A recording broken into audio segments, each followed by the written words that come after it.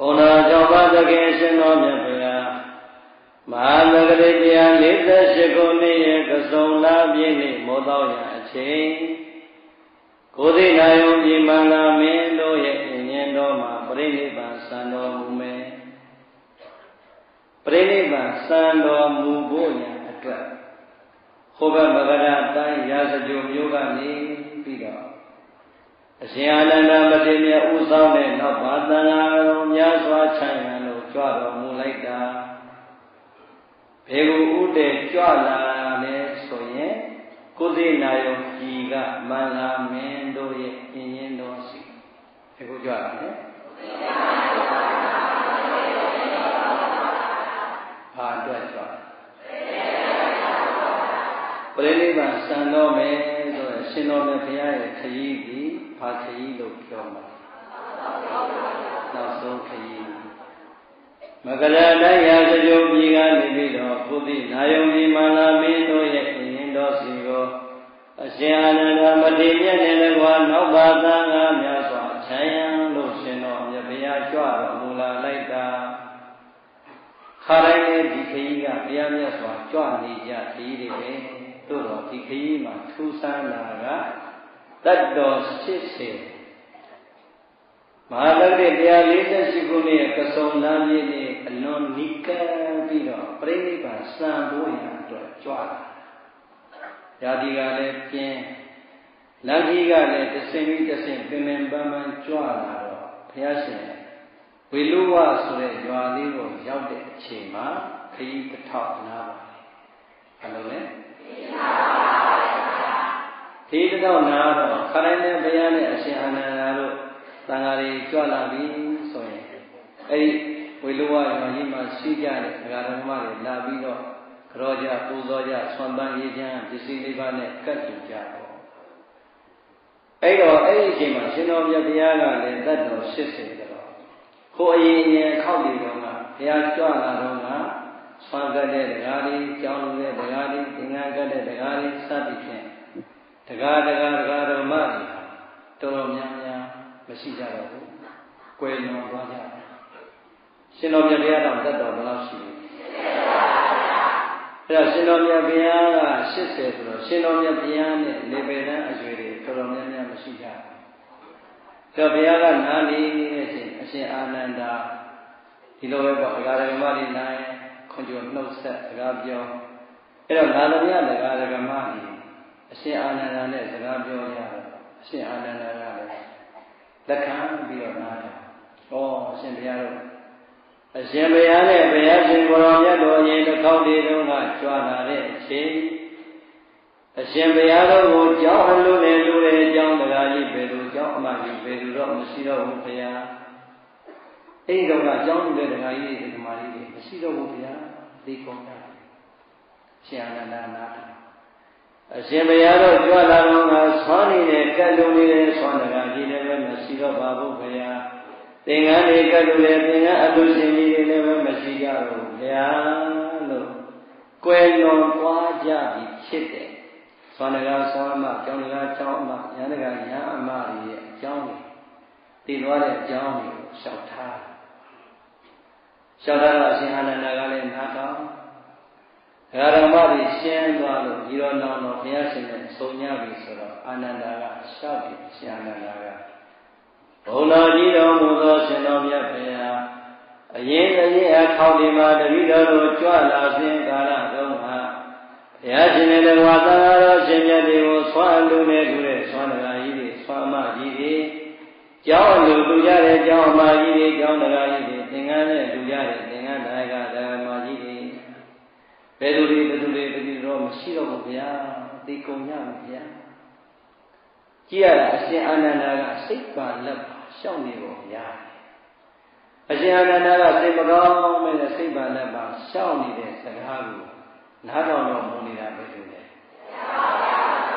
Yes, Abia. Edo Asiana, Sipa, Lapa, 1 minute, and then Shawni, Nado, and Yasabia, Unasagali, Bay. Ananda Nabaya Sanobana Kaza Lima Jiwa Ananda မနုဿဘုဒ္ဓောပဋိသန္ဓေတိမွေးဖွားလာလို့လူဖြစ်လာပြီးတဲ့နောက်မှာယံကာလံကလေးယာမုတ်ချမသွေအကျဉ်သေဆုံးရပေ၏ဧတံပဋိသန္ဓေတိမွေးဖွားလို့လူဖြစ်လာပြီးတဲ့နောက်မှာသိရပါလေဆိုတဲ့သဘောတရားသည်အနစ္စရိယံအောဘွယ်မဟုတ်ပါထူးဆန်းတဲ့အရာမဟုတ်ပါဟဲ့အာနန္ဒာငွေဖွာလာပြီးတဲ့လူတွေသိတာထူးဆန်းတဲ့စကားမှမဟုတ်ပဲကွယ်တဲ့မင်းဘာဖြစ်လို့ထူးထူးဆန်းဆန်းနဲ့ငါဘုရားကိုရှောင်နေရတာလဲဒီလိုပြောတာငွေဖွာလာပြီးရင်ပရိက္ခသမုပ္ပါမှာဒီအတိုင်းနဲ့ဇာတိပစ္စယဟောဇာတိပရိသန္ဓေနေပြီးပြီဆိုရင်ပြိဋ္ဌာန်ဇာတိရဲ့နောက်မှာဇာတိလာတာမဟုတ်ပါဘူးမရဏဆိုတာပြီးကမှဇာတိပြန်လာမှာဟုတ်တယ်မလားဇာတိပရိသန္ဓေတည်ပြီးပြီဆိုတဲ့ကသရအိုးမယ်ဇာတိနာအိုးမယ်မရဏသိတယ်ဒါကပြိဋ္ဌာန်ရဲ့သူ့ရဲ့စီရီယာတိုင်းစက်ပိုင်တက်သွားတာဟောပြိဋ္ဌာန်ပါရမီကလည်းမပါကုသိုလ်ကံကလည်းနည်းဇာတိပြီးရင်ဇရာမရဘဲနဲ့မရဏတန်းသွားတဲ့ဘဝတွေကမရှိဘူးကျွတ်ဆိုဘုရားကမှ69နှစ်ဒီသွားရသေးတယ်9နှစ်နဲ့တည်သွားတာမကြဘူးလားမွေးပြီးဒီနေ့ဇာတိနဲ့ဒီနေ့ပဲမရဏဖြစ်သွားတဲ့ကလေးတွေရောမရှိဘူးပြီးတော့ဇာတိရဲ့နောက်မှာပါရှိတယ်တည်ရတာကတော့မရဏကံကောင်းမှစရာလေးဓာတိလေးကျုံရမှာဟုတ်တယ်မလားအဲ့ဒါမြတ်စွာဘုရားကပဋိသန္ဓေဒီမွေးဖွားလို့လူဖြစ်လာပြီးတဲ့နောက်ပိုင်းမှာသိရတယ်ဆိုတဲ့စကားဒီထူးဆန်းတဲ့စကားမှမဟုတ်ပဲကွယ်ထူးဆန်းတယ်သို့တော်ပြိဋိနိမထူးဆန်းပေမဲ့ပြန်စဉ်းစားကြည့်ကျွတ်တို့လူတော်တော်များများရဲ့နှုတ်ရှားမှာထူးထူးဆန်းဆန်းပြောတယ်လားမထူးမဆန်းပြောဖြူချာတော်ကြီးပြန်တော်မူပြီးတဲ့ဆိုတာနဲ့ဒီတိုင်းနဲ့ပြိဋိနိဘာပြောကြလဲဟိုပြန်တော်မူမှာဘောဆရာတော်လည်းယုံနာမယ်အချိန်ပြီးတည်မှာပဲလို့ပြောတာဟုတ်ရဲ့ဆရာတော်ပြန်တော်မူပြီးလားဆိုတချို့ဖုံးနေလို့ကြတော့မယ်ငိုမယ်တချို့ကလည်းဟိုရလားမသိဘူးဟုတ်လားတချို့ကလည်းပဲနားအောင်မအောင်ပြိဋိနိထူးထူးဆန်းဆန်းနဲ့ဈေးထဲမှာမပြောဘူးနေရာတိုင်းမှာမပြောဘူးခင်ဗျားတို့ကြတော့ထူးထူးဆန်းဆန်းပြောသလိုပဲပြိဋိနိပြောတဲ့ပုဂ္ဂိုလ်တွေလည်းပြောအောင်ပါဟုတ်လားဟုတ်လားဆရာတော်တရားနဲ့ဆိုဟုတ်လားတော့ပြောလို့တာကပြိဋိနိသေသွားပြီဆိုရင်မဆန်းဘူးလို့ဘုရားကမိန့်နေမယ်ကျွတ်တော့လောကလူသားတော်တော်များများကအဲ့ဒါကိုအဆန်းပြောတယ်လားမဆန်းပြောတယ်နာမည်ကြီးတဲ့ကျူးဆရာတော်ပြန်တော်ဟာကျူးဆရာတော်ကြီးပြန်တော်မယ်ဟာဘုန်းကြီးလောကလူတို့ဟာဟုတ်သလားနိုင်ငံခြားတကယ်ကြီးဆရာဟုတ်တယ်အဘဘမြေဟိုနေနေရကဆရာဟုတ်တယ်ဟောပြန်ဖြေရှင်းနေရတယ်ဟောထူးဆန်းတာဘာဖြစ်လို့လဲမထူးဆန်းနိုင်မယ်လို့ထူးဆန်းတယ်နာမည်ကြီးတဲ့ဘုန်းကြီးနာမည်ကြီးတဲ့မင်းသားဆိုရင်မပြောဘူးလား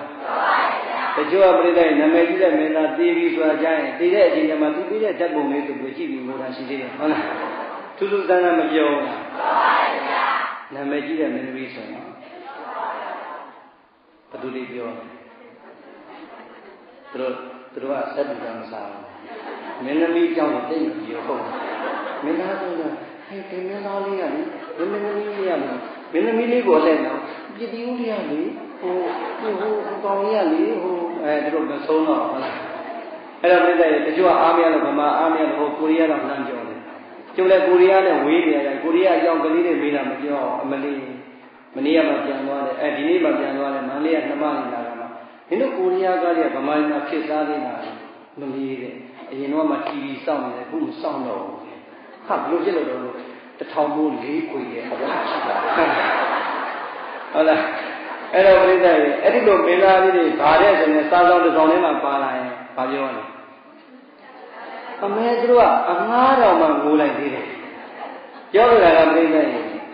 သေဆုံးသွားတာမဆန်းဘူးလို့ဘုရားမိန့်တော်တယ်ကျွတ်တို့လှုပ်ရှားနေမှာကျွတ်တို့ရဲ့လောကထဲမှာအဆန်းနေများလားမဆန်းတာများ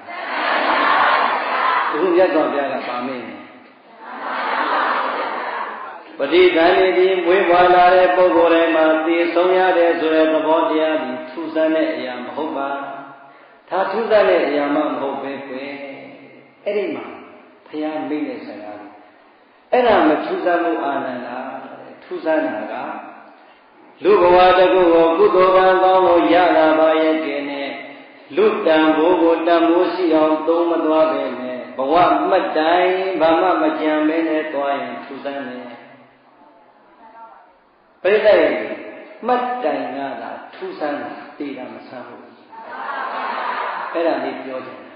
ဟုတ်လားဒီလူတွေတနေ့အကုန်လုံးပါဖြစ်တယ်ဘယ်တော့အဲ့တော့ပြိတ္တိလူတွေအားလုံးရှုစတော်ဘုရားကိုကျွတ်ပူဇော်နေဒီနေ့ကျွတ်တို့လည်းပဲပူဇော်ခံရအောင်ပါဟုတ်တယ်မလားခင်ဗျားတို့အတွက်လည်းငိုရအောင်ပါပဲအခုနာရတန်တရားလေးနေမှာပြီးတော့သေတာမဆန်းဘူးတဲ့ဘုရားကသေပြီးသွားတဲ့အချိန်ကိုခြံရင်းတဲ့ပတ်တိုင်အဲ့ဒီမှတ်တိုင်လေးပြိတ္တိကုသိုလ်တွေခြံရင်းကုသိုလ်မှတ်တိုင်အကုသိုလ်ခြံရင်းအကုသိုလ်အဲဒီခြံရတဲ့ကုသိုလ်မှတ်တိုင်အကုသိုလ်မှတ်တိုင်ကထူးဆန်းတဲ့အရာဖြစ်နေပြောရပါလက်ခံကဲပြိတ္တစဉ်းစားကြည့်လိုက်သေသွားတာကတော့တရားပြီးတရားသေသွားတယ်အဲ့ဒီတည်းမှာသေတာကိုထားလိုက်ဒီနေ့ဆရာတော်တွေတန်ခါတွေမြောင်များဆိုမြန်မာနိုင်ငံမှာအစဉ်ဆက်ပြန်တော်လို့ပြန်တော်သွားတာကဲပြိတ္တမများဘူးများတဲ့တန်ခါတော်တွေကိုပြန်ကြည့်တန်ခါတော်တိုင်းကမှတ်တိုင်ကြီးကြီးမားမားတွေစိုက်သွားတာရှိတယ်လို့ဘာမှတ်တိုင်းမှစိုက်မသွားပဲပြန်တော်မူရတာတော့မရှိဘူးလူအတိုင်းဝိုင်းမှာလည်းဒီနဲ့ကုသိုလ်မှတ်တိုင်တွေမြောင်များစွာစိုက်တည်သွားတာရှိတယ်လို့အကုသိုလ်မှတ်တိုင်တွေနဲ့တည်သွားတယ်ဒီနေ့တို့ဆရာတော်ဘာမှတ်တိုင်စိုက်သွားအဲ့ဒါပဲကျွတ်တို့ခမများတို့ကတည်သွားတဲ့ဆရာတော်ကိုတန်းတနေမဲ့အစားတို့ဆရာတော်စိုက်ခဲ့တဲ့မှတ်တိုင်တွေပြန်စစ်ပြီးရင်ဆရာတော်မှတ်တိုင်နဲ့ကိုယ်မှတ်တိုင်ရှင်းကြည့်ပြီးရင်ကိုယ်မှတ်တိုင်ကိုပြန်စစ်တတ်ဖို့ပဲလို့ဟုတ်တယ်မလားကဲဘဝတစ်ခုကိုရလာတဲ့မနုဿတ္တဘာဝတုံးလည်းဘောလူဖြစ်တာလွယ်တယ်လို့ဘုရားဟောတာခက်တယ်လို့ဘုရား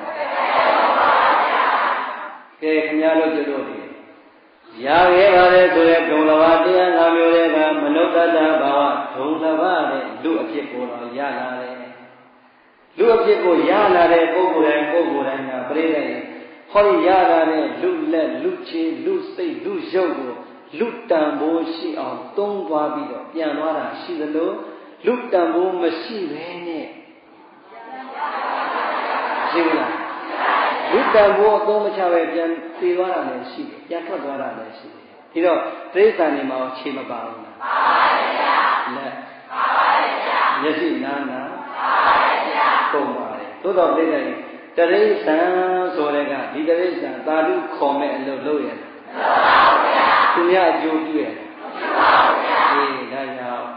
လူတရားလူဘဝကိုရလာပါရဲ့ခင်နဲ့လူနဲ့တန်တဲ့ဒါနသီလသမာဓိပညာအလုပ်တွေလုပ်ပြီးတော့လူတန်ဖို့ကိုအသုံးချပြီးတော့မှတ်တိုင်စိုက်ပြီးတော့ပြန်သွားတာလားဒီလိုမဟုတ်ဘူးဆိုရင်ပြိတ္တိတရိစ္ဆာန်ကောင်နဲ့အိမ်တိုင်းစားလိုက်ကာမဂုဏ်ခံစားလိုက်နဲ့တရိစ္ဆာန်ရဲ့ရတဲ့ခြေလက်ကိုအသုံးချသွားတဲ့အတွက်ကြောင့်တန်ဖိုးမဲ့တဲ့မှတ်တိုင်တွေကြံခဲ့တာရောမရှိဘူးလားရှိပါဗျာဟောဒီကနေ့ကျိုးတော့ဆရာတော်ပြိတ္တိမနက်ကပဲတမန်လုံးစိတ်ကလည်းမချမ်းသာညညဆိုရင်လေ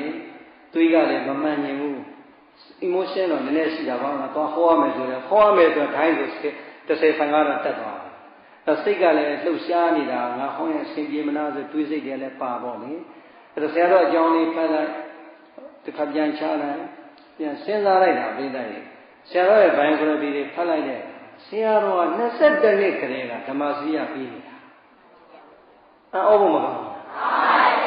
22နှစ်ကနေနှစ်ပေါင်းအခု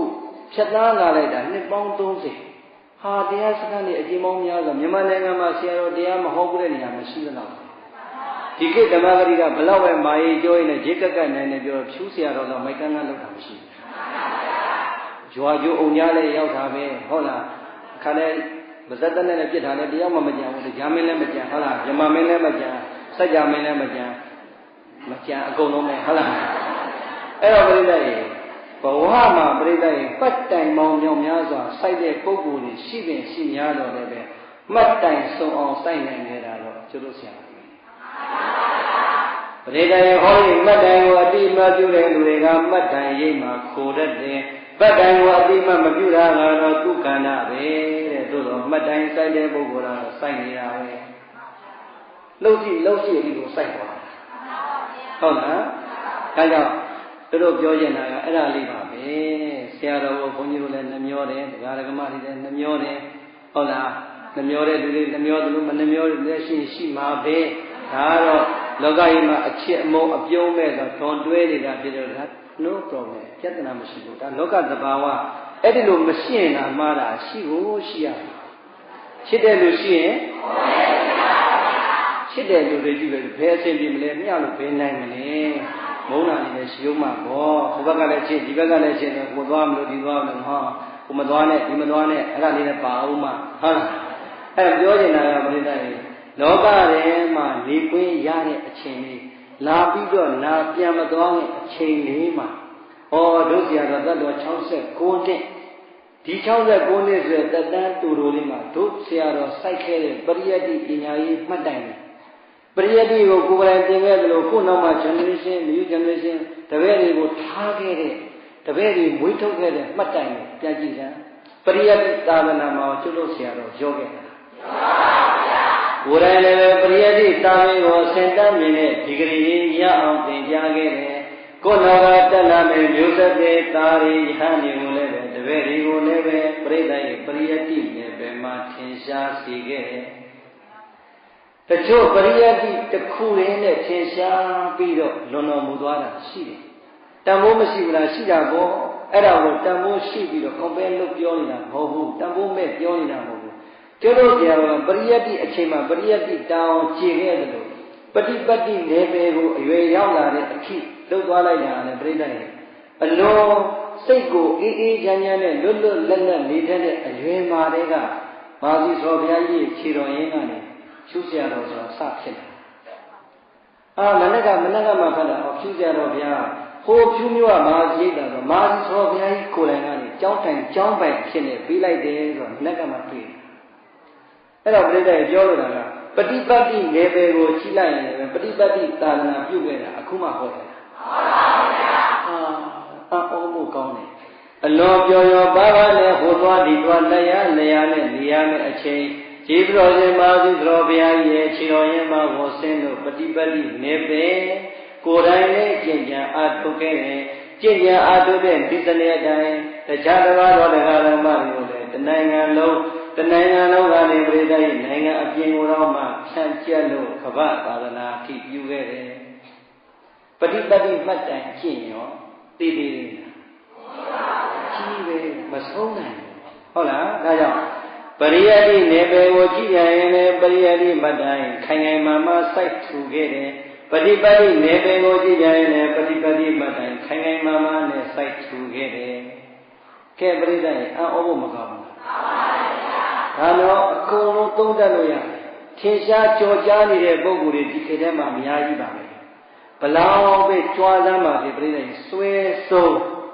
ဘတ်ဆုံးသာသနာမှာအသုံးချပေးသွားတဲ့ပုဂ္ဂိုလ်ဟာပုဂ္ဂိုလ်တိုင်းမရှိပါဘူးပရိပတ်တိမှာတော်ရင်တော်မယ်ပရိယတ္တိမှာရော့နေမယ်ပရိယတ္တိမှာတော်ရင်တော်မယ်ပฏิပတ်တိမှာရော့နေမယ်အဟောမှာတော်ရင်တော်မယ်ကျန်တဲ့ကိစ္စတွေမှာရော့မယ်ဟုတ်တယ်မလားဘတ်ဆုံးမရှိပါဘူးဟုတ်လားအဲကြောင့်မနေ့ကမှနှမျောလိုက်တာလို့တို့ဆရာတော်ပရိယတ္တိမှတ်တိုင်ပฏิပတ်တိမှတ်တိုင်ပြိဿရဲ့ဒီမှတ်တိုင်နှစ်ခုကသာသနာ့အတွက်လောကလူသားတွေအတွက်စိုက်ခဲ့တယ်လို့ပฏิဝေဒမှတ်တိုင်သူနှလုံးသားထဲမှာဘလောက်တရားတွေခင်းသွားပြီးတော့သူသောတာပန်ဖြစ်သလားသဂရဏဖြစ်သလားအနာဂတ်ဖြစ်သလားယန္တာဖြစ်သလားဖြစ်လို့မသိဘူးသူ့မှတ်တိုင်ကိုပြန်စစ်မယ်ဆိုရင်ပြိဿရဲ့ပฏิပတ်တိနဲ့ကြော်လာတဲ့ဆရာတော်တပါးအနေနဲ့မမြင်ရမစွမ်းနိုင်လို့မသိပေမဲ့ပြိဿရဲ့သူပฏิဝေဒပတ်တိုင်ဆိုတာရောမရှိဘူးလားရှိတာပဲပြိဿရဲ့ဘယ်အဆင့်နဲ့ဒီဘဝကပြန်ထွက်သွားတယ်ဆိုတာမသိပေမဲ့လို့ဒီတရားအားထုတ်ပြီးဆိုတဲ့ကဒီအရွယ်ဒီအဆင့်ဒီအကျင့်နဲ့တခုခုတော့ပါသွားမှာဒီတော့ပြိဿရဲ့ဆရာတော်ဘုရားဒီ မနုဿတဘာဝဒုံလဘောဆိုတဲ့လူအဖြစ်ကိုရခဲ့တာကိုလည်းရသွားတယ်ရလိုက်တဲ့နေရာကလည်းကြီးလိုက်တာဗုဒ္ဓဘာသာမြန်မာသာသနာထွန်းကားတဲ့ဗုဒ္ဓသာသနာထွန်းကားတဲ့ဒီနိုင်ငံမှာလူဖြစ်ခွင့်ရဟောဗုဒ္ဓဘာဝဒုံလဘောကြီးရမသွားဘူး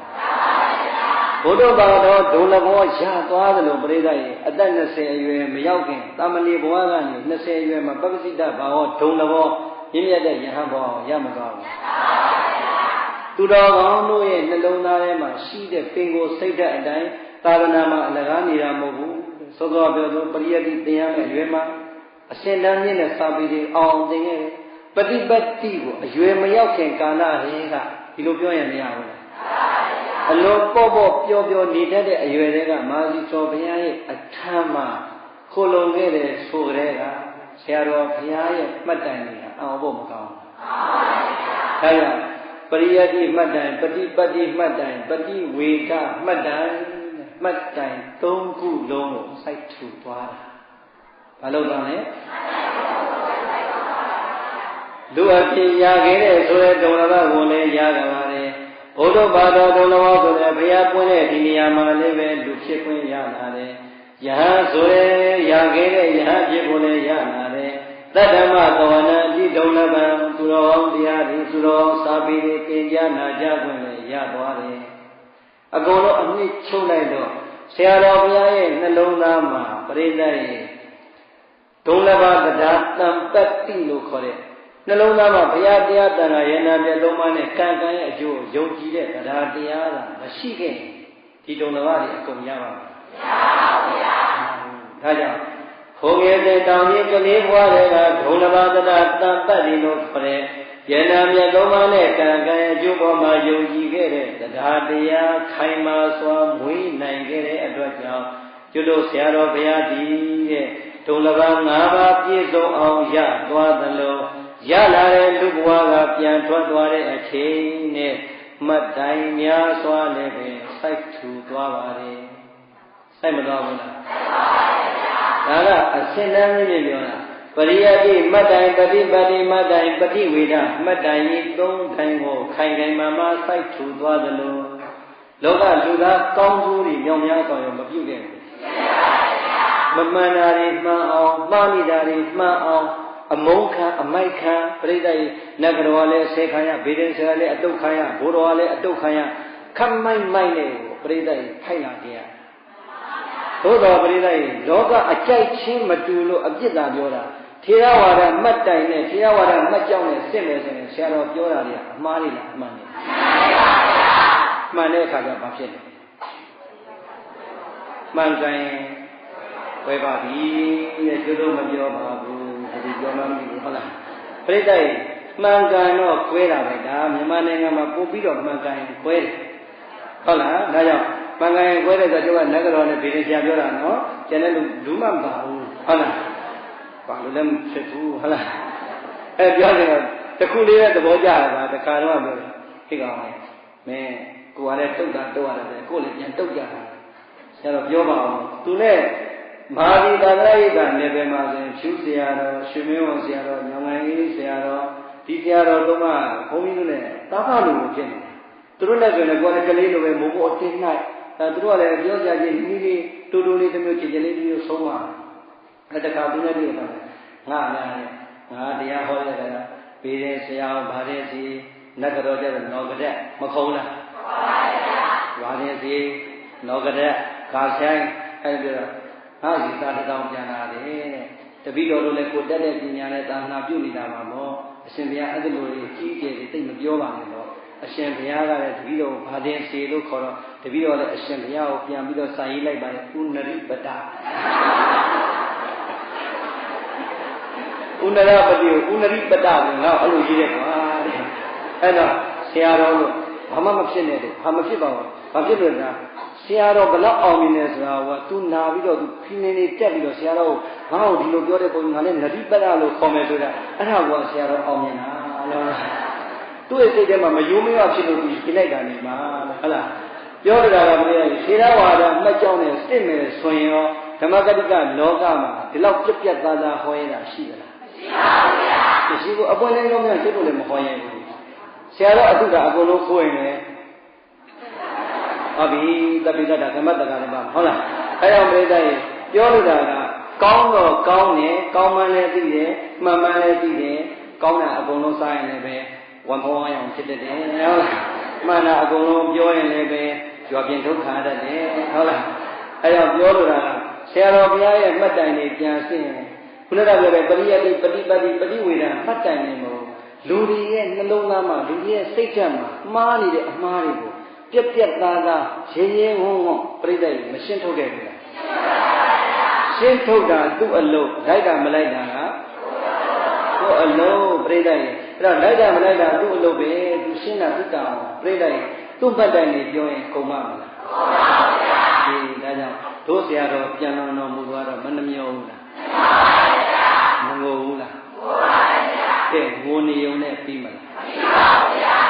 ပရိသတ်ရဲ့ရှိကဆရာတော်ဘုရားတော်မှတ်တိုင်ကြီးစိုက်သွားလိုက်တာဟောဒီဖြူမာတိသာသနာရိပ်တာဒီဆိုင်ကရိပ်တာပဲကြည့်လိုက်ရုပ်ဝတ္ထုအပိုင်းလေးပဲအရင်ကြည့်လိုက်ကဲပရိသတ်ဒီเจ้าနဲ့ဒီเจ้าနဲ့ဒီเจ้าနဲ့ဘာနဲ့ရှာခဲ့တာကုမ္ပဏီဖွင့်ခဲ့တာဟုတ်လားဟုတ်ပါဗျာဟိုဘက်ကပေါင်းပြီးတော့ import export လုပ်ခဲ့တာဟုတ်လားဘယ်ဘက်နဲ့ပေါင်းတာလဲတရုတ်နဲ့လည်းမပေါင်းဘူးယူရန်နဲ့လည်းမပေါင်းဘူးပြောတာဟုတ်လားကိုယ့်ဟာကိုယ်ပဲဟောတယ်နေတကာကတ်တရားဟောရလာတာကိုဆောက်ဆန်းกว่าဆိုပြီးပြီးခဲ့တာပြိဿရေဆိုလိုတာကမှတ်တိုင်ကိုစိုက်သွားတဲ့ဆိုတာလွယ်လွယ်ကူကူနဲ့အချောင်စိုက်ခဲ့တာမဟုတ်ဘူးကိုယ့်ရဲ့ကံအားဉာဏ်အားနဲ့ရလာတဲ့ထူးဆန်းတဲ့တန့်ရှင်းတဲ့ငွေကြေးနဲ့ရုပ်ဝတ္ထုဘိုင်းတွေမှာမှတ်တိုင်တွေစိုက်ခဲ့တယ်ဟောဒီရုပ်ဝတ္ထုတွေအခြေခံပြီးတော့အခုလိုတရားဓမ္မတွေတပည့်တန်ဃာတွေနှလုံးသားမှာစိတ်သက်တွေနူးညံ့မှုအထေရဝါဒအုံမြစ်တွေချပေးခဲ့တယ်ကာယဝေဒနာစိတ်ဓာတ်မှာတတိပဌာန်တရားတွေကိုနှလုံးသားထဲမှာရှင်းကနေလင်းကနေဖြစ်အောင်စိုက်ပေးခဲ့တာပြီးတော့မိမိကိုယ်တိုင်လည်းပရိယတိပฏิပတ်တိပฏิဝေဒမှတ်တိုင်ကြီးတွေစိုက်သွားသလိုသူတစ်ပါးရဲ့နှလုံးသားမှာရောဒီမှတ်တိုင်ကြီးစိုက်ခဲ့တယ်အဲ့ဒါပဲသူပြိတ္တအဲ့ဒါဒါကြောင့်အာနန္ဒမတိမြတ်ကိုရှင်တော်မြတ်ဘုရားမိန့်ကြားလိုက်တဲ့စကားတော်ပါပဲပုဂ္ဂိုလ်တ attva တရားမွေးဖွားလာပြီးတော့တည်ဆုံးသွားတယ်ဆိုတဲ့စကားဒီထူးဆန်းတဲ့စကားမဟုတ်ပါဘူးတကယ်ထူးဆန်းတာကလူအဖြစ်ကိုရပြီးတော့ရလာတဲ့လူဘဝကိုလူတန်ဖိုးရှိအောင်သုံးသွားလို့ထားခဲ့တဲ့ကုသိုလ်မှတ်တမ်းကထူးဆန်းတာပါဟုတ်ပြီလားထူးဆရာတော်ကြီးပြန်တော်မူသွားပြီမလီပြန်တော်မူသွားတာနောင်တော်တပည့်ဒီကောင်းစားတာဘောထားခဲ့တယ်မှာကျောင်းကြီးလည်းအကောင်းကြီးရဲ့ကားကြီးလည်းအကောင်းကြီးရဲ့နဲ့ပြိတ္တိုင်ကဲမှတ်တိုင်ကြီးတွေမကြံဘူးလားမလီနှမျိုးစရာကောင်းလိုက်တာထူးဆရာတော်တရားနာပြီးမှဒုတိအတိအမြင်တွေပြောင်းသွားတာအများကြီးပဲဟဲ့ဆိုရင်မှတ်တိုင်တွေမကြံဘူးလားအဲ့ဒါမှတ်တိုင်ပြိတ္တိုင်တေးတာကိုထူးထူးဆန်းဆန်းလုပ်ပြောမယ်တစ်ချိန်ကြရင်ကိုယ်လုံးသွားကြမှာကိုသေးသွားရင်ဆိုတာလေးကိုအဲ့မှာပြန်ဆင်းငါတို့ဆရာတော်ကတော့မှတ်တိုင်တွေကိုကိုယ်အပင်မလန်စိုက်ထူလို့ပြသွားပြီဆရာတော်69ရဲ့အချိန်နတ်ကြောင်းပြန်စံပြောင်းလို့သွားတဲ့အခါမှာတော့လောကကြီးမှာလည်းသာသနာမှာယုတ်ဝါဒမှတ်တိုင်ကြီးတွေလည်းညောင်များစွာစိုက်ခဲ့ပြီးနာဝါဒလို့ခေါ်တဲ့စိတ်ပိုင်းဆိုင်ရာလူသားတွေနှလုံးသားမှာလည်းတရားတွေညောင်များစွာခင်းအောင်စိုက်ခဲ့ပြီးတဲ့မပြောပေမဲ့ပြောခဲ့သလိုပဲငါသွားပြီနော်ငါဒီတိုင်းသွားတာမဟုတ်ဘူးမပြောနိုင်ဘူးလားငါဒီတိုင်းသွားတာမဟုတ်ဘူးဟောဒီမှာလောကကောင်းကျိုးတွေလူသားကောင်းကျိုးတွေသာသနာကောင်းကျိုးတွေငါကြောင်းကြီးတွေဆောက်ခဲ့တဲ့တပည့်သားသမီးတွေနှလုံးသားမှာတရားတွေတရားငါပြခဲ့တယ်ငါတော့လေပရိယတိပฏิပတ်တိပฏิဝေဒမှတ်တိုင်တွေစိုက်သွားတယ်မင်းတို့မှတ်တိုင်တွေရောဘယ်လောက်ရှိပြီလဲလို့မေးခဲ့တာနဲ့မတူဘူးလားမှန်ပါဗျာကဲပရိသတ်ရေရှုစရာတော်ရဲ့တပည့်တွေတော့စိတ်ကြပါပြီရှုစရာတော်ရဲ့တပည့်တရားဓမ္မတွေဖြစ်တဲ့အတွက်ကြောင့်ငိုလူလည်းငိုပရိသတ်ရေတွေးမကောင်းဆုံးမကုန်တဲ့စကားတွေနဲ့ပြောတဲ့ပုဂ္ဂိုလ်တွေလည်းပြောကြပါပြီတကယ်တမ်းကတော့ဆရာသွားတော့ဆရာမှတ်တိုင်မြင်အောင်ကြည့်လိုက်တယ်လို့ဆရာတပည့်ဖြစ်တဲ့ကိုယ်မှာမှတ်တိုင်ဘယ်လောက်ရှိပြီလဲကိုယ်မှတ်တိုင်လေးကိုစစ်ဖို့မလိုဘူးလားမှန်ပါဗျာကဲကိုယ်မှတ်တိုင်လေးကိုစစ်ကြည့်ကြမှာဘုရားကပြောတယ်လူသားတယောက်ဘဝရလာတဲ့ငါသည်လူအဖြစ်ကိုတော့ရလာပြီကိုရောလူအဖြစ်မရဘူးလားမှန်ပါဗျာဘုဒ္ဓဘာသာတော်ကဘုရားသာသနာခွန်ကားတဲ့ဒီနေရာမှာလူမဖြစ်ဘူးလားမှန်ပါဗျာ ကဲပြိဿရဲ့အမျိုးသားပဲဖြစ်ဖြစ်အမျိုးသမီးပဲဖြစ်ဒီကနေ့ဘေကုဏီသာသနာမရှိပေမဲ့ဘေကုဏီသာသနာလိုမျိုးသိက္ခာပုဒ်မများပေမဲ့သီလရှင်ဝင်ရောမရဘူးလားယဟန်ဝင်ရောမလွယ်ဘူးလားဟောဒါလည်းပြိဿရဲ့ပပ္ပစိတဘာဝဒုံလဘတစ်မျိုးပဲဒါဆိုရင်ကဲတတ္တမကဝဏအတိဒုံလဘနဲ့သူတော်ကောင်းတရားတွေရောမနာရဘူးလားဟောပြိဿသူတော်ကောင်းတရားတော့ဒီခေတ်ကတော့အင်တာနက်ကလည်းစုံရပဲပွက်လာနေဟုတ်လားဟမ်တဲ့ဟောတာလည်းရှိတယ်စောင်းကောင်းဟောတာလည်းရှိတယ်ဘေးတိုက်ဟောတာလည်းရှိတယ်ငါမှန်နဲ့ဟောတာလည်းရှိတယ်သူမှန်နဲ့ဟောတာလည်းရှိတယ်နီးမျိုးတော့မရှိဘူးလားသူတော်ကောင်းတရားတော့သူတော်ကောင်းတရားပဲနိဗ္ဗာန်ရောက်ကြောင်းဟုတ်တာမဟုတ်တာတော့ကိုယ့်အကူဉာဏ်နဲ့ချိန်တော့ပြောလိုတာကသူတော်ကောင်းတရားနာဖို့ရရင်ဒီနိုင်ငံမှာခက်ခက်ခဲခဲဟောရတယ်စာတတ်ပေတတ်ပညာတတ်တွေပေါ်တဲ့နိုင်ငံမှာကဲဒါဆိုပြိတ္တရဲ့ဆရာတော်ဘုရားရဲ့နှလုံးသားမှာဟောဒီမှတ်တိုင်ကြီးတွေစိုက်တိုင်သွားတာလို့ဒုလဘတ္တာတံပတ္တိယန္နာသုံးပါးနဲ့ကံကံရဲ့အကျိုးယုံကြည်တဲ့တရားတရားမရှိရင်ဒီမှတ်တိုင်နဲ့စိုက်နိုင်ပါ့ကဲဆရာတော်မရှိရင်မစိုက်နိုင်ဘူးရှိရင်ရှိသွားတော့စိုက်သွားတယ်ကဲဒုတရားနာပြိတ္တရောမရှိရင်စိုက်နိုင်မှာမလားရှိရင်ကဲကိုမတ်တိုင်ကိုစင်ကိုမတ်တိုင်ကိုစင်တော့သိတဲ့ဘယ်မတ်တိုင်စစင်စဉ်းစားနော်ဆရာတော်ကြီးပြန်တော်မူသွားလို့ငိုနေတာနဲ့ဆိုင်ဆရာတော်ပြီးခဲ့တဲ့တရားတွေထဲမှာငါဘယ်လောက်ကျင့်သုံးပြီးပြီဆရာတော်ဟောတဲ့တရားတွေမှာဒါနကထာတွေနာခဲ့တယ်ဆရာတော်ဟောတဲ့တရားကိုငါနာကြားပြီးတော့ငါဒါနကောင်းမှုတွေတဲ့ဘလောင်များလှူပြီးပြီလေပြန်ပြီးတော့မှတ်တယ်စစ်ဖို့မလိုဘူးလားဟုတ်ပါဗျာအဲ့ဒါကမှဆရာတော်ကိုကြီးညိုရလေးစားရတန်ဖိုးထားရရောက်ဆရာတော်ဟောကြားခဲ့တဲ့တရားကိုနာကြားခဲ့တယ်နာကြားတဲ့အထက်မှာနံပါတ်1ဒါနတရားလေးနာကြားလိုက်မယ်ဆိုပါစို့ဆရာတော်တရားကိုနာကြားရင်းနဲ့ငါသင်္ကန်းနေဆွမ်းနေသင်္ကန်းနေကြောင်းနေဆေးတွေပစ္စည်းလေးပါးနေနဲ့သာသနာမှာငါဘယ်လောက်ဖိုးလောက်မှတ်တိုင်စိုက်ပြီးလေလို့အဲ့ဒီဒါနမှတ်တိုင်လေးကိုကျင်ညိုလေးစားတဲ့ဆရာတော်ကိုအာယုံပြုပြီးတော့မှတ်တိုင်လေးစိတ်ကြည်စားမှာကိုမှတ်တိုင်တော်တော်ကြီးတာ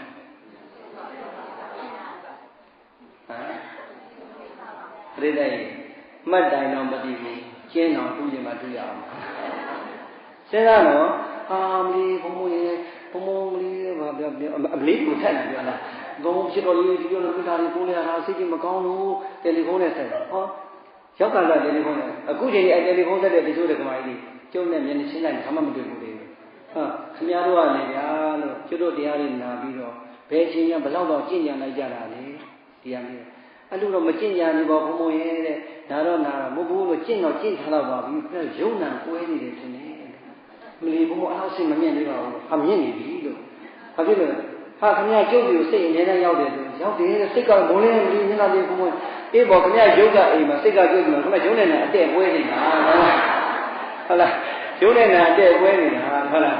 အဲ့တော့ဘယ်လိုလဲဘုန်းကြီးတွေကိုကြီးညိုတယ်ပြောတာလေသူတို့ပဲဟာလေးစားတယ်တန်ဖိုးထားတယ်ပြောတာလေသူတို့ပဲပြိတ္တိဘုန်းကြီးတွေဟောတဲ့ဖြူစရာတော်ဆိုထားလိုက်ပါတော့ဖြူစရာတော်ရဲ့အတဲ့ဖြူစရာတော်ကိုကြီးညိုလေးစားတန်ဖိုးထားလို့ဆိုဖြူစရာတော်ရဲ့ဌာနကထာတရားတွေမနာခဲ့ဘူးလားဌာနကထာတွေနာပြီးတော့ငါတော့ကြောင်းဆော့တော့မယ်ဆိုပြီးတော့စိတ်ကူးတွေမပေါ်ဘူးလားဆောက်ပြီးပြီလားကဲအပတ်တန်တော့ညာသွားပြီ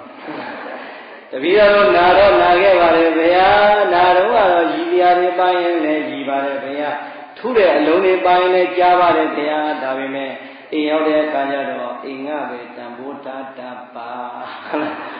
ဒါကြောင့်ပြိတ္တိဆရာတော်ကိုတန်ဖိုးထားရင်ဆရာတော်မှတ်တိုင်မြင်အောင်ကြည့်ဆရာတော်စိုက်သွားတဲ့မှတ်တိုင်မျိုးငါစိုက်ပြီးပြီလားလို့ကိုမှတ်တိုင်ကိုစင်ဘယ်သူမှတ်တိုင်သိရမှာလူတိုင်းကတော့ပြိတ္တိရှေ့မှာအမေပေးတဲ့နာမည်မရှိဘူးလားရှိပါဗျာဟောဒီမှာပြကျတော့အလွန်ရင်းကြီးရဲ့ဒေါ်မြင့်မြင့်အေးကဲဒေါ်မြင့်မြင့်အေးဆိုအမေပေးတဲ့နာမည်လားဘုရားပေးတဲ့နာမည်လားအမေပေးတာမဟုတ်ရင်ဘေးရင်ပြန်ပေးတာဒါပဲဖြစ်မယ်ဟုတ်လားဒါပဲလို့လည်းအားလုံးဒီအမေခေါ်တဲ့နာမည်ဒီမြင့်မြင့်အေးကဲမြင့်မြင့်အေးဆိုတဲ့ရှေ့မှာမာတုတ္တအမေပေးတဲ့နာမည်ရှေ့မှာဗုဒ္ဓဓတ္တ ဖျားပေးတဲ့အမြင်မှရအောင်မယူသေးဘူးဆိုရင်တော့ကိုယ်မှတ်တိုင်းကစီးအောင်တော့ထွက်သေးဘူးဟုတ်တယ်မလားပရိသတ်ဤသာသနာမှာကျောင်းကြီးကိုထူလိုက်တဲ့အခါကျတော့ကျောင်းအမဆိုတဲ့ရှိကအမြင်သင်္ကန်းကိုထူလိုက်တော့သင်္ကန်းအမသင်ကိုထူလိုက်တဲ့သင်္နာယကမှာဆွမ်းကိုထူတော့ဆွမ်းနာယကမှာဆိုတဲ့ရှိနာကအမြင်ကြီးဘာမနာဘူးလားဘယ်သူပေးတာဘုရားပေးတာပရိသတ်လူဘဝလူခန္ဓာရနာပြီးတော့အိတ်လိုက်စားလိုက်ကာမဂုဏ်ခံစားလိုက်သားရီသမီးတွေမြည်ရဲ့အတွက်ပဲရှာရင်းနဲ့ပဲဘဝတစ်ခုပြန်ထွက်သွားမယ်ဆိုတာတော့တနာစရာကောင်းတာမရှိဘူး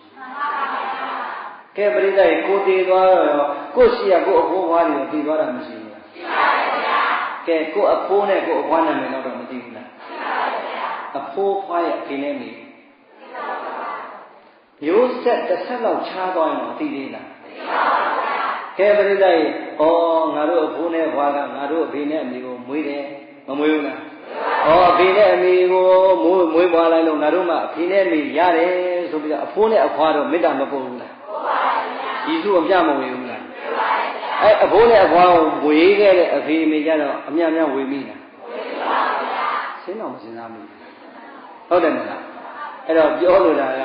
ကိုယ့်အကိုဘဝင်နေသိပြင်းမနေနဲ့အမလီငါမရှိရင်ငါမီးတည်းမစားဘူးငါမီးတည်းငါရှိမှကြောင်းသွားတယ်ငါနဲ့မှသူအိတ်ဓာတ်တွေသိလုံးမနေတဲ့ပြိတ္တရဲ့သေပြီး3နှစ်လောက်ဆိုရင်အကုန်လုံးမေ့ကုန်ဟုတ်တယ်လားမမေ့ဘူးဆိုရင်တော့ဘုန်းကြီးတွေကတတိပေးမှဘုန်းကြီးကလည်းအဲ့ဒါမျိုးဝင်တက်အောင်လုပ်ထားဟုတ်လားကျောင်းတကာကျောင်းမှာလေဆိုရင်ဘသူတည်တယ်ဆိုမှတ်ထားတယ်သူတို့မေ့နေတယ်အေးကျောင်းမကြီးတော်မှာတတိပြီးတော့မယ်နော်လာသားတော့သူတတိပေးရတယ်ဟုတ်ပါဘုံကတတိယဟောငါတတိယတာပေါ့အဲ့ဒီမှာနှစ်ပတ်လည်းလေးပါနေလာထုတ်ဟုတ်လားအဲ့တော့ဘုန်းကြီးကလည်းကိုယ်ကနေလို့ကျုပ်ကလည်းငငယ်ကမတည်ဘူးအခုကျောင်းနိုင်မှုဖြစ်လာမှငငယ်ကဘုန်းကြီးတွေတင်ထားတာအခုမှအမှတ်ရဆရာတော်ကြီးတမပြောဦးတယ်ဖက်ကောင်နဲ့ကျောင်းတိုင်းဘုန်းကြီးလို့ရင်နေ့စဉ်မှတ်တမ်းထားရတယ်ဆရာတော်ကနေ့စဉ်မှတ်တမ်းမဟုတ်ပါဘူးတဲ့မင်းကြံတဲ့မှတ်တမ်းတွေမမှတ်ရင်ဒီကွာတဲ့အများကြီးမစင်တာနဲ့ဘယ်သူကဒီနေ့ဆုံးကပ်ပင်နဲ့ဘာအတွက်မွေးနေလားရက်နေလားဘာအကုန်လုံးမှတ်ထားတယ်ကိုယ်လည်းမသိဘူးမောင်လေးတို့ဆရာတော်ပြောတဲ့ကျောင်းတိုင်းဘုန်းကြီးမှတ်တယ်နောက်ကျတော့ကျောင်းတိုင်းဘုန်းကြီးဆရာတော်ဩဝါဒပြီးအောင်ဆရာတော်အဲ့လိုပြောမှုတယ်လို့ပြောဟတ်ကောင်လေးရတယ်မတုံးနဲ့မင်းကလည်းကွာတဲ့သူ့နဲ့သူတနည်းကမှတ်ပြက်ကလေးစောင်းလေးလှုပ်ထားပြီးတော့မှတ်တမ်းလေးထားပါဒီနေ့ကျောင်းဒီအိမ်ကဘသူနှစ်ပတ်လဲဘယ်နှစ်မြောက်ဒါဘသူကမွေးနေဆိုအကုန်မှတ်ထားတယ်ကွာနောက်နေ့ကျရင်ဟောတယ်သူတို့ကတို့မိကြောင်ဆောင်တယ်ငါဇန်နဝါရီလဆန်းတော့မယ်ဆိုဇန်နဝါရီလဆန်း1ရက်နေ့ကျရင်စာအုပ်ကြည့်လိုက်ပြီးအဟောင်းကြည့်လိုက်ပြီးဒီလောက်အကုန်လုံးကဖုံးဆက်လိုက်ပြီနော်ဘယ်သူတော့မှဘယ်တော့မွေးနေနော်ဘုံဘွားမှတ်မိတယ်တော့အေးဟုတ်လားအေးနင်တို့ကဘာသာမွေးနေအတူလုံးနိုင်လဲလို့မလုံးနိုင်ဘုံဘွားစုပေးမလို့ပါဆိုတော့တဝက်တိခါဟာဒီနည်းမဆိုးဘူးဟုတ်လားအဲ့လိုပဲတကယ်နှစ်ပတ်လေဒီမင်းနေနေအဖားတော့ဒီနေ့ဆို62နှစ်ဘုံဘွားမှတ်မိတယ်မနစ်ကတော့ဒီချိန်ကဘုံမဒီဒါဒီနေ့လည်းအတူလုပ်ပေါင်းမယ်ဆိုတော့အဲ့ပွဲဟောင်းလေးပြန်ဝင်တော့ချင်းနေကောင်းတယ်ကွာဟုတ်လားအဲ့တော့ဘုရားပြောနေတာကကျွတ်တော့အဲ့ဓာတွေပဲပြောနေကြစဉ်းစားနေကြတာတကယ်တမ်းကျတော့ကိုယ်မှတ်နိုင်ကိုမစစ်ဘူး။ဘာငါတို့မရှိတော့ဘာညာလဲကိုမရှိတာနဲ့ထက်ကြိုတွက်မလဲကိုမရှိတဲ့ချိန်ဘာမဲ့လို့ဘာမှမရှိဘူး။ရှင်းလား။ခဏလေးပဲစဉ်းစားတစ်ဆက်ပဲချားတယ်။အဖေအမေရဲ့အဖေအမေလောက်တော့ကျွတ်တော့အာရုံစိုက်တယ်။ဟုတ်တယ်မလား။အဖေအဖိုးနဲ့အဖွားရဲ့အဖေအမေကိုဒီမှအာရုံစိုက်တယ်။ကဲကျွတ်တော့ခင်ဗျားတို့အဲ့လောက်တန်ရုံးနဲ့ရှိမယ်ထင်လား။ရှိပါပါဘုရား။အခြေအနေကောင်းတော့မှအခြေအနေမကောင်းရင်အမျိုးတော်မှာဟုတ်လား။အဲကြောင့်ပြောလိုတာကကိုယ်ကိုယ်ပရိသတ်ရဲ့အကုန်လုံးငါမပါရင်မဖြစ်ဘူးထင်မနေနဲ့ဒါရီသမီးတွေမြည်ရဲ့အတွက်ဒီပဲစဉ်းစားမနေနဲ့ငါဒီဆရာသမားကောင်းတွေရဲ့အရေးကောင်းအောင်မှတရားကောင်းတွေနာရပါလျက်ကင်းနဲ့ငါအထုံးတွေကမထုံနိုင်လို့ငါဒီကနေ့ဒီကြောင်းတကားဆိုတာလည်းပဲကြောင်းတောင်းတောင်းသောတကားဆိုလည်းကြောင်းတောင်းတောင်းပရိသတ်ရဲ့နာမည်အပြည့်တင်လို့ရရင်မလေးလူလာတာနည်းနည်းလေးသူကဘုံဘုံတော့ခကြီးကနော်ဒီကြီးလေးလည်းပအောင်မှနော်ဒီအိမ်နံပါတ်လည်းပါပါစီနော်နဲ့ဆိုတော့ကိုကလည်းပဲသာဓုတော်ခေါ်ပါတယ်ဘာဖြစ်လို့လဲဆိုတော့ဘယ်သူမှမလူလာတဲ့တိုင်းသူတို့ကမှတော်သေးတယ်လို့ပြောတာခကြီးအပြည့်ကြတော့မရဘူးပြိတ္တိုင်ကြောင်းလုံးမှာခုနေရာလေးလူပြင်းဒီနေရာဒီလောက်ပဲရတယ်တကြောင်လုံးလူဖို့ကြတော့လွယ်ရဲ့လား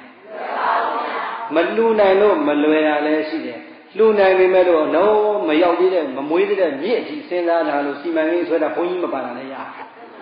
ဟုတ်တယ်မလားဘုန်းကြီးကနောက်ဆုံးမှပါတာများပါလေဒါကြောင့်ကိုယ်မှတ်တိုင်ကိုစစ် ဆရာတော်ကိုကြည်ညိုတယ်လေးစားတယ်တန်ဖိုးထားတယ်ဆိုရင်သေတာဆိုတာဘာမှမဆမ်းပါဘူးသေသွားတဲ့အချိန်တို့ဆရာတော်စိုက်ခဲ့တဲ့မှတ်တိုင်လေးပြန်ပြီးတော့အာယုံပြုကြည်ညိုကြည့်ရင်ငါမှရောအဲ့ဒီမှတ်တိုင်လေးဘယ်တော့စိုက်ပြီးပြီလဲပြန်စဉ်းစားဖို့မကောင်းဘူးစဉ်းစားရမယ်ဒါဆိုရင်ကိုကပြိဿရဲ့ဌာနမှတ်တိုင်မပြည့်စုံဘူးဆိုရင်ဟာမလီဘုန်းကြီးကလည်းတွတ်လှဖို့ပြောတယ်လို့ထင်နေအောင်မယ်တပြားမှမကုန်နဲ့သီလမှတ်တိုင်တော်တော်ကြီးခိုင်သွားပါငါးပါးသီလလုံးပါရဲ့ဗျာလို့လက်မထောင်ပြီးတော့ပြောရဲလား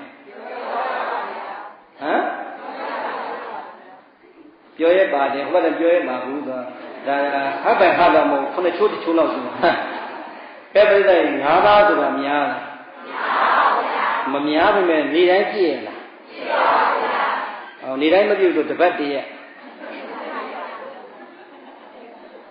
ဟောတပတ်တည်းရဆိုရှိပြန်ပြီတပတ်တည်းရမပြည့်ဘူးဆိုရင်နှစ်ပတ်တည်းရပြင်းအောင်ပြင်းနေတယ်ဟုတ်လားပရိသေစဉ်းစားဒါနမှတ်တိုင်အတွက်ဒါနကထာကြီးဆရာတော်မဟောခဲ့ဘူးလားသီလမှတ်တိုင်အတွက်သီလကထာကြီးမဟောခဲ့ဘူးလားကိုယ်စိုက်ပြီးပြီအဲ့တော့အောင်ဖို့ကောင်းတယ်ဒီကိစ္စကကြောင်းမြန်၅ပါးတော်မှလေလက်ကိုမနှဲချိုးပြီးကုတ်ကွေးနေအောင်ဆွဲဆန့်လာတော့မနှဲကိုပြန်ထောင်သွားတဲ့လက်ကိုလေ၅ပါးသမားတစ်ခါတခါ290 9တိုးလလဖိုက်ကြည့်တယ်ဘုန်းကြီးကဘလို့ကိုကြီးကကိုထိုင်းမယ်ဟာလားဩလို့တနာတော့တနာတယ်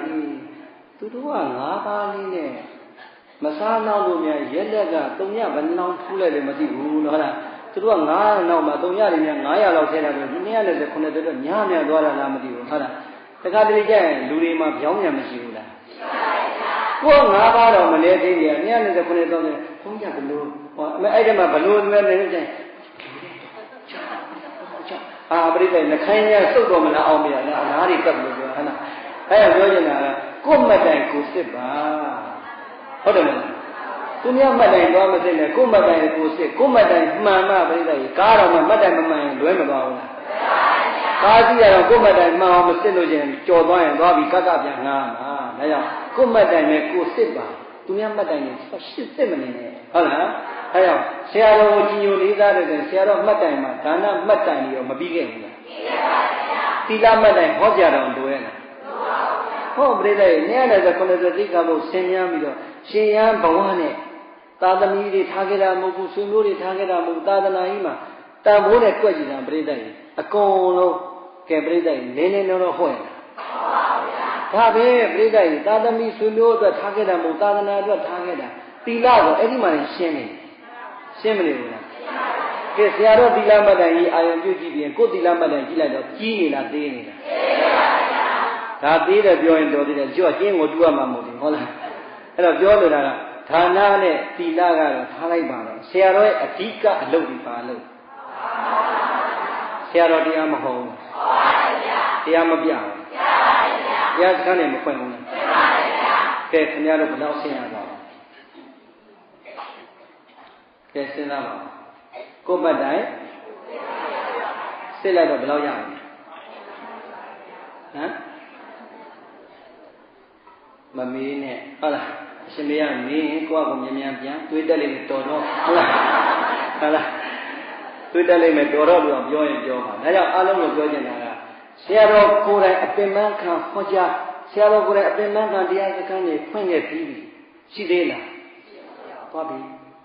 ဆရာတော်မရှိတော့ပြီနဲ့ဆရာတော်ပြီးခဲ့တဲ့နိစ္စနဲ့ကိုယ်နှလုံးသားထဲမှာအဲ့ဒီဘာဝနာမှတ်တိုင်ကြီးဆိုင်ရင်မရဘူးလားဆရာတော်ရှိတော့လည်းပဲမှတ်တိုင်က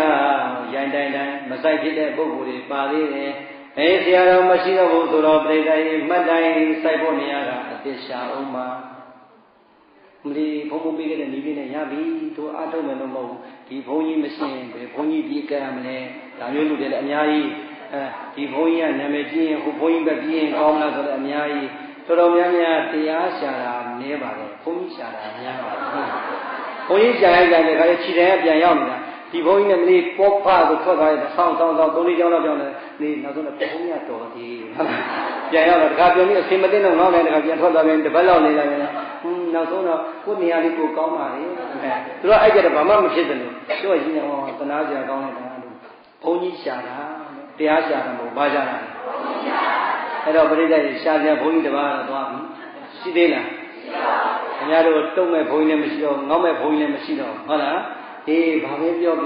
ကျိုးဆရာတော်ရဲ့တရားတွေကို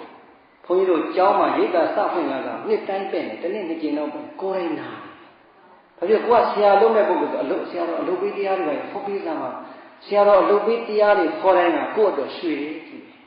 ကိုသိတဲ့အသိနဲ့ဆိုင်ဘာမှမဟုတ်သေးဘူးဆိုတော့ကိုယ့်ကိုနားလည်လိုက်တဲ့အခါမှာဆရာတော်တရားကိုဒုတုတ်ပြီးကြက်ကြက်နာနာခဲ့ရတာပြောလာတာဆရာကောင်းတမန်ကောင်းစစ်စစ်လေးရတယ်မိကောင်းစနစ်ကောင်းစစ်စစ်လေးရခဲ့ပါလျက်ကနေကိုယ်နှလုံးသားထဲမှာအခုချိန်ကြီးဘာဝနာမှတ်တယ်အငုံမျက်လုံးလေးမှာတိတ်အောင်မဖြည့်တတ်တဲ့တရားလေးမရှိသေးဘူးဆိုကိုယ်မှတ်တယ်ဘယ်မှာရှာလို့ရပါမလားဒါကြောင့်ဆရာတော်ဘုရားကြီးရဲ့ခါပလအကျိုးဓမ္မသဘင်နေမှာတော့လာပြီးတော့နာနေတယ်ဆရာတော်ဘုရားကိုကြည်ညိုတဲ့လေးသားတဲ့ဉာဏ်တော်တဲ့တန်ဖိုးထားတယ်ဆိုရင်နံပါတ်1ဆရာတော်စိုက်ခဲ့တဲ့မှတ်တိုင်ကြီးတွေညင်းလို့မရပါဘူးရှင်ထင်ရှားပါလေကြည်ညိုလို့မရဘူးလားဒီဆရာတော်ရဲ့မှတ်တိုင်ကိုသိရင်ဆရာတော်စိုက်ခဲ့တဲ့မှတ်တိုင်ကြီးမှာပရိယတ္တိမှတ်တိုင်ပฏิပတ်တိမှတ်တိုင်ပฏิဝေဒမှတ်တိုင်ညောင်များစွာထဲမှာငါတို့ဒီဆရာတော်ဟောတဲ့တရားအတိုင်းနှလုံးသားလေးမှာတရားလေးတစ်ခုကင်းအောင်အားထုတ်ရင်မှတ်တိုင်ပြီးတော့ပေါ်မလာဘူးလားဒါကြောင့်ကြီးညိုတဲ့လေးစားတဲ့တန်ဖိုးထားတဲ့ဆိုရင်ကိုယ်မှတ်တိုင်ကိုစစ်ပါမှတ်တိုင်မရှိသေးရင်မှတ်တိုင်စိုက်ပါရှိနေပြီဆိုရင်အဲ့ဒီမှတ်တိုင်အယောင်တလက်လက်ဝင်းနေအောင်ကြိုးစားပါအဲ့ဒါမှခါလျင်ကြီးညိုရရောက်ပါလိမ့်မယ်ငိုနေုံနဲ့ပြီးပါမလားပြီးပါဗျာအာနန္ဒာကိုမြတ်စွာဘုရားမိန့်တဲ့စကားရှင်းပြီလားရှင်းပါဗျာသေတာမဆမ်းဘူးအာနန္ဒာသေပြီးရင်စိုက်သွားတဲ့ကုသိုလ်မှတ်တိုင်တွေကမှဆမ်းတာဒါကဆရာတော်အကြောင်းပြောလို့ကုသိုလ်မှတ်တိုင်ပြိဿရဲ့လောကကြီးထဲမှာအကုသိုလ်မှတ်တိုင်ကြီးတွေစိုက်နေတဲ့လူတွေရောစိုက်သွားတဲ့လူတွေရောမရှိဘူးလားရှိပါဗျာဘယ်သူတွေစိုက်သွားလဲအကုသိုလ်မှတ်တိုင်ကြီးတွေဘယ်သူတွေစိုက်သွားလဲဘယ်သူတွေစိုက်နေလဲအရှင်ဘုရားဟိုဘက်ကလူတွေစိုက်နေပါတယ်ဟိုဘက်အိမ်ကလူတွေတပည့်တော်အိမ်မပါဘူးဘုရား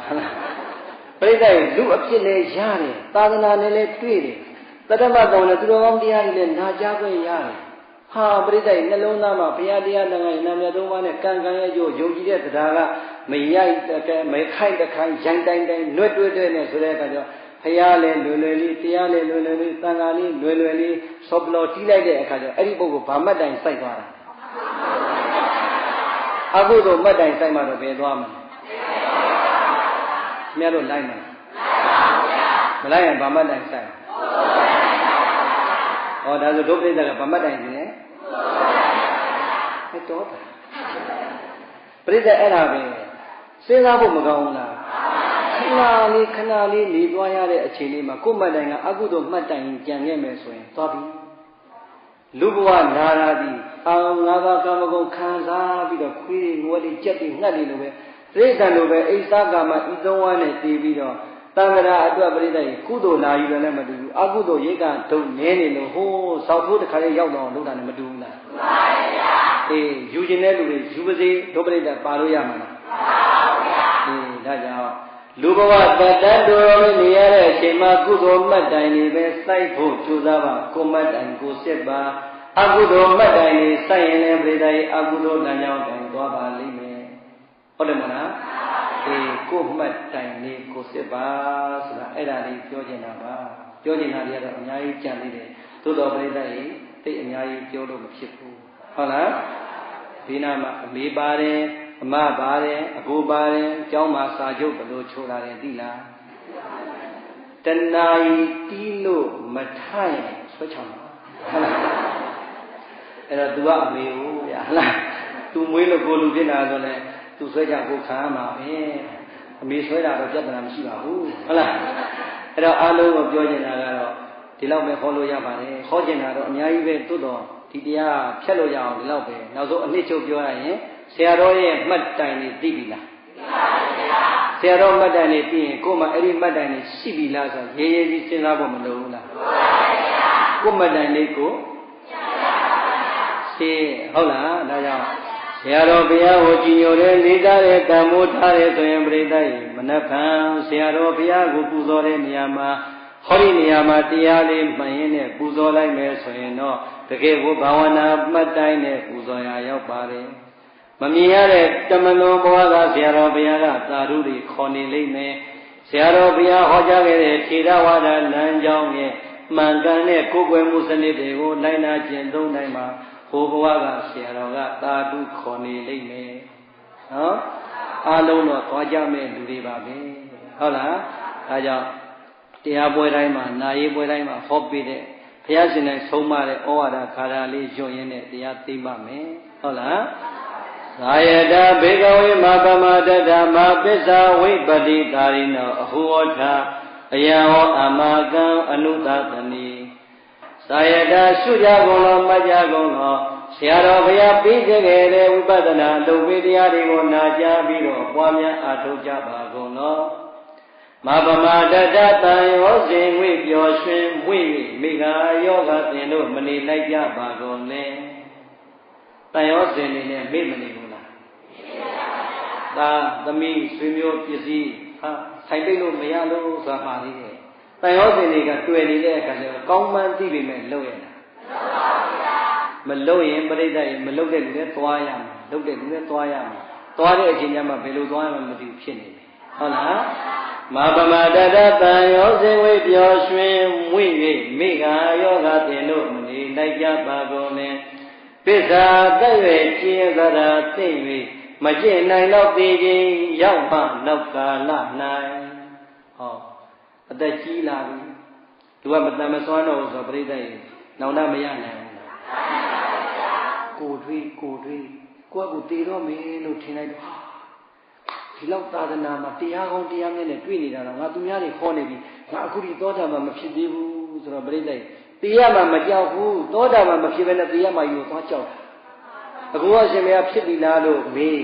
ဖြစ်ခြင်းဖြစ်မဖြစ်ခြင်းခင်ဗျားလည်းမဆိုင်ဘူးဟုတ်လားဒါပြောလို့ရတဲ့စကားမဟုတ်ဘူးပြောစရာကတက်ကကတော့အဲ့လိုကိုချိန်ထားငါသောတာပန်တော့ဖြစ်ရင်မဆိုးဘူးဆိုတော့စိတ်ထဲထားဟုတ်တယ်မလားဒါကြောင့်မပမတတတံရောစဉ်ဝေပျော်ရွှင်ဝိ၍မိဂာယောဂသင်တို့မနေလိုက်ကြပါကုန်နဲ့ပစ္စာသက်ရွယ်ကျင်းသာရာသိ၍မကျင့်နိုင်တော့သိခြင်းရောက်မှနောက်ကာလ၌ဝိပတိတာရိနောအသက်ရွယ်ငယ်ငယ်ရွယ်ရွယ်တတိကောင်းစဉ်ကျမ်းပါခြင်းကာလတုန်းက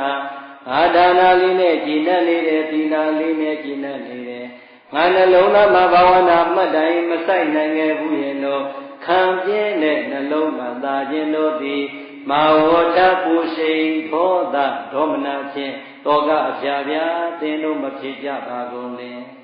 ဟောတရားနဲ့လေတော့တောကရောက်တဲ့ကိုယ်တိုင်ကြုံရတာနောက်ကြရင်ကြုံလို့ဟောနိုင်ဟောပေးအောင်ဟုတ်လားဒါကြောင့်နောင်မနောင်တမရနဲ့ဘယ်မှတ်တိုင်ပဲမဆိုင်ဖြစ်ဘာဝနာမှတ်တိုင်ပြီးတော့စိုက်တာတည်မင်းနဲ့ရင်ဆိုင်ရပြီးတော့ဘယ်လိုတည်ရမလဲတည်ခြင်းကိုဘယ်လိုရင်ဆိုင်မလဲဆိုတာသိထားဖို့လိုတယ်ဟုတ်လားအေးဒါကြောင့်မပမတတတံရောစဉ်ဝေပျော်ရွှင်မွေမိဂာယောဂသင်တို့မနေကြပါကုန်လင်ပစ္စာသက်ရွယ်ကျင်းသာရာသိ၍မကျင့်နိုင်တော့သိခြင်းရောက်မှနောက်ကာလ၌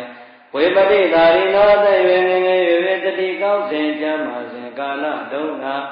ငါဒါနာလေးသီလလေးနဲ့ကျင့်တတ်ခဲ့တဲ့ဘာဝနာတရားတွေမပွားများဖြစ်ခဲ့ဘူးရဲ့လို့ခံပြင်းတဲ့နှလုံးမသာခြင်းတို့သည်မာဝတ္တပူရှိန်ဒေါသဒေါမနဖြင့်သောကပြာပြာတင်တို့မပြေကြပါကုန်နဲ့တရားဤဒီကဟောတုံမကရောသင်စေတจิตမိတို့အတွက်အမကံငါဘုရားရှင်ကိုယ်တော်မြတ်တို့ဤအနုတသနိတတပလုံးလိုက်နာခြင်းသုံးအပ်တဲ့အဆုံးအမဩဝါဒပါပေတည်း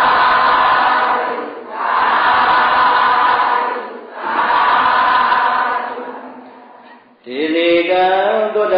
ဗုဒ္ဓနာသုလေတဝါဓမ္မတေသနာ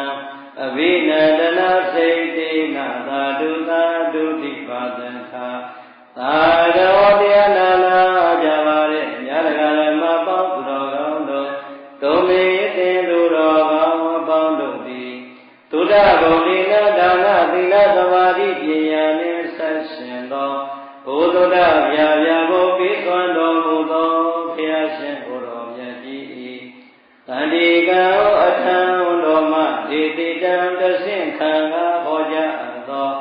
ဣမံဓမ္မဒေသနံ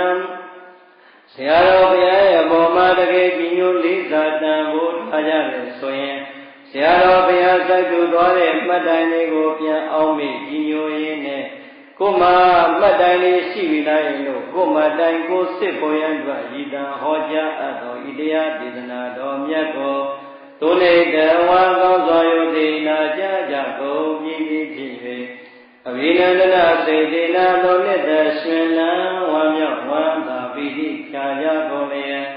အဘိနန္ဒနာစေတေနာဟောဒီကိုယ်တော်အရင်တုန်းကတော့ငါတို့ကိုဒူလာမီးရဆွဲအောင်ညောင်းအောင်ကဲ့အောင်အရှိကြီးဟောခဲ့တာအမလီအခုကြတော့ဒူနေမကောင်းတော့တကယ်ကိုတဏှာကြီးကြော်လေးပဲရင်လို့တရားလေးတိုးတဲ့ခြင်းစိတ်ထဲမှာအာမလို့အာမရအမြင်မကြည်နေလို့မကြည်မနှံ့နဲ့များပြန်ခဲ့ကြမယ်ဆိုရင်ပရိသတ်ရဲ့အသက်ကိုညာစောင့်ဆိုတဲ့စကားအတိုင်းရှုဆရာတော်ဘုရားကိုယ်တိုင်ကသင်္ကန်းစာတွေနဲ့ပြီးခဲ့ပါပြီရှုဆရာတော်ဘုရားကိုယ်တိုင်လည်းပဲပြန်လွန်တော်မူလို့ပြသွားခဲ့ပါပြီကျန်တဲ့ဓမ္မဂတိကတော်တော်များများလေးလာလိုက်တော့လေအမလေးဒီခေတ်တွေကဒီခေတ်ရာဒီကဓမ္မဂတိကကတ်ဆိုင်တဲ့ရာဒီများဖြစ်နေလားမသိပါဘူး။ကြာကြောင်ကျွတ်တော့ကတော့ကတ်ကြောတုံးကြောဘဝကလွတ်လာတဲ့အတွက်ကြောင့်ဆက်ကြောလက်ကြောလို့ပေါ်ရအတွက်ဒီကြီးညိုရင်လည်းကြီးညိုပါတော့မကြီးညိုရင်လည်းနေပါတော့ကို့အမေနဲ့ကိုနှစ်ယောက်တည်းပဲတက်တဲ့ဆုံးလေးစားပါတော့မယ်။အများချင်းတဲ့9မိနစ်တရားကစာပြီးဟောခြင်းတဲ့တရားဟောရမယ်ဆိုတဲ့အကြောင်းပြန်ပြောင်းလို့ရှင်းပြရင်ရေရေနဲ့နဲ့ဒီဒီလင်းလင်းဝမ်းမြောက်ဝမ်းသာပီတိချာကြကုန်ရဲ့သာဓုသာဓုတိသာဓုသာဓုသာဓုလို့ခေါ်သောသူတော်ကောင်းသူမြတ်လောင်းတို့ရဲ့ကောင်းမြတ်တဲ့ကြွေးကြော်သံကိုဘာသထာသုံးကြိမ်သုံးဝါနှုံညွတ်အား၍ကောင်း